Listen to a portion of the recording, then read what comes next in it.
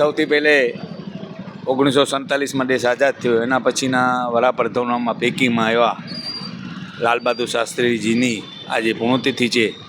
તે પ્રસંગે અમે ભુજ નગરપાલિકા દ્વારા આરોપણ કરવામાં આવ્યો અને જેનો વામનમાંથી વિરાટ બન્યા એ દેશે નોંધ લીધી અને જે પણ એ કાર્યો કર્યા એ દેશની પ્રગતિ થઈ.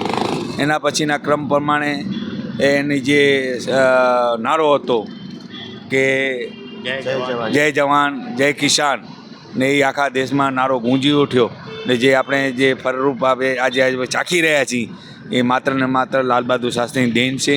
અને એના પછીના ક્રમ પ્રમાણે જે વડાપ્રધાનો આવ્યા એ એની રીતે સારી રીતે કામ કરી રહ્યા છે.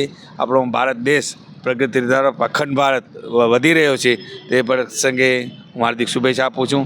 આજે નતમસ્તકે અમે એને અંજલિ આપી.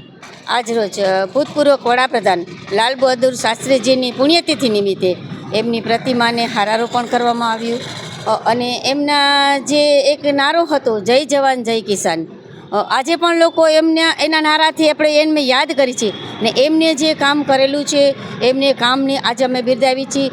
આજે એમની પ્રતિમાને હારારોપણ કરીને અમે સૌ સત વંદન કરીએ છીએ.